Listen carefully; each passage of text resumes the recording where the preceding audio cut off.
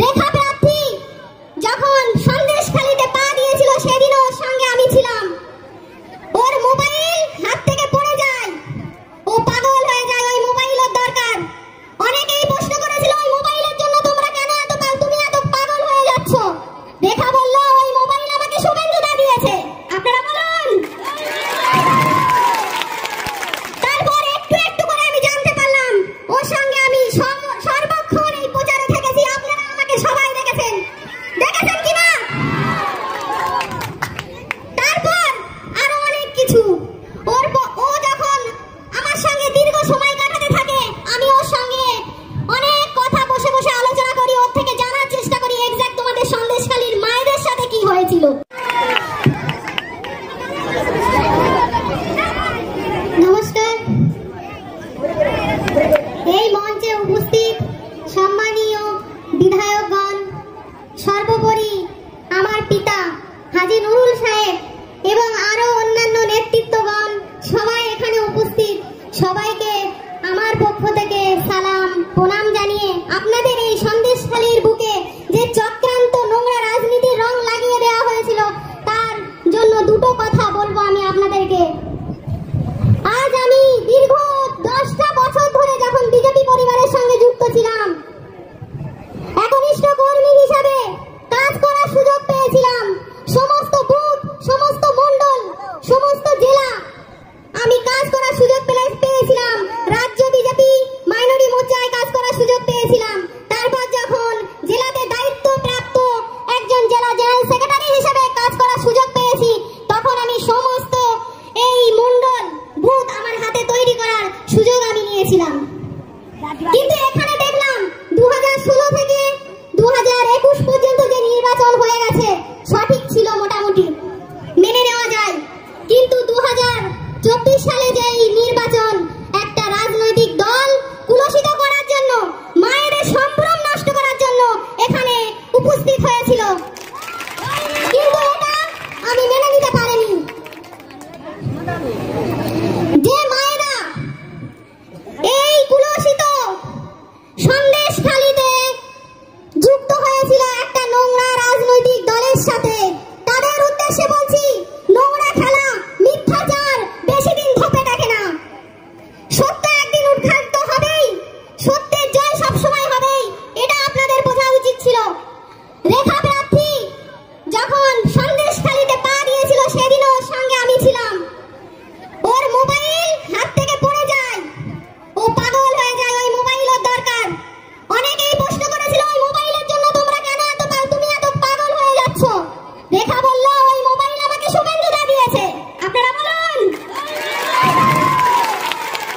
তারপর একটু একটু করে আমি জানতে পারলাম ওর সঙ্গে আমি সর্বক্ষণ এই প্রচারে থেকেছি। আপনারা আমাকে সবাই দেখেছেন কিনা?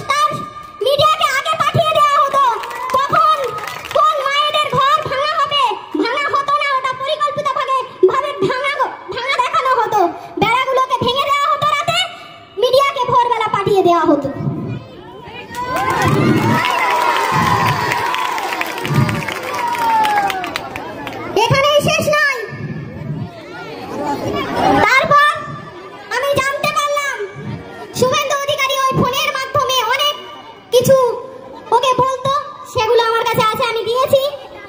তৃণমূল ভবনে সব পেশ করেছি। আপনারা মায়েরা সবাই জানেন গত 15ই মে আপনাদের এই বুকে একটা সিভিক ভলান্টিয়ারের বউয়ের ধর্ষিতর অভিযোগ উঠে এসেছিল। এটা কি সত্যি? আপনারা সবাই বলবেন সত্যি। কিন্তু না, এটা সত্যি না। ওরা সত্যি করার চেষ্টা করেছিল, কারণ বিজেপি জানে আমরা সঠিকভাবে যদি কোনোদিন ক্ষমতায় আসার স্বপ্ন দেখি সেটা আমাদের পূরণ হবে না। তাই এই নোংরা খেলা আমাদের মায়েদেরকে নিয়ে খেলা খেলেছিল।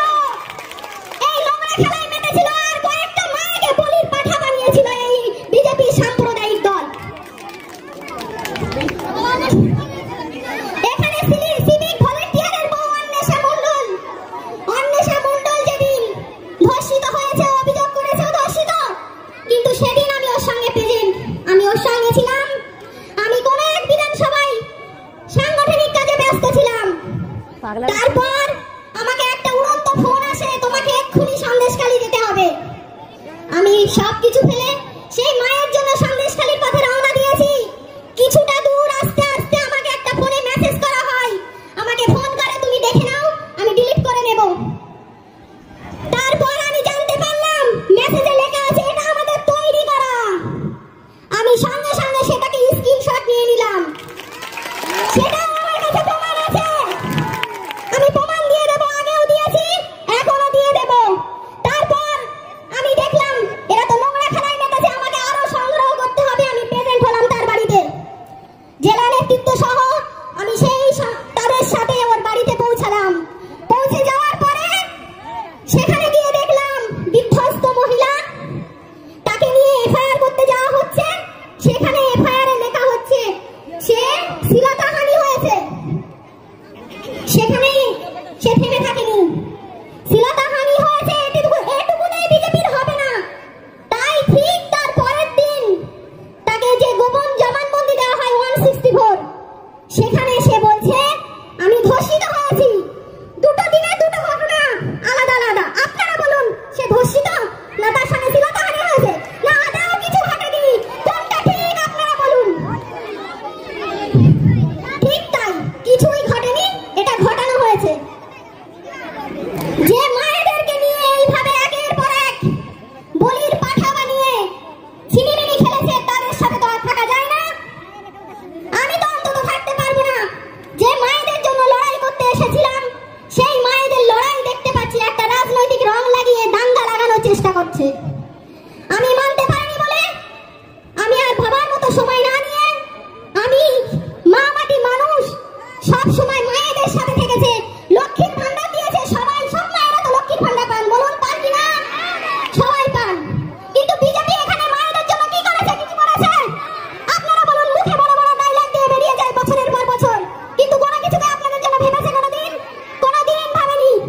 আমিও থাকতে থাকতে আমার মনেও একটা প্রশ্ন চিহ্ন আসতো যে সব সময় তো আমরা মানুষের জন্য বলি, কিন্তু কিছু তো করতে পারি না, কিছু করে দেখাতে হবে। কিন্তু বিজেপির তো সেই পরিকল্পনা নেই। ওরা মুখে বলতে ভালোবাসে, কাজে করতে নয়। আর মায়েদের কিভাবে ব্যবহার করতে হয়, কিভাবে সম্মান নষ্ট করতে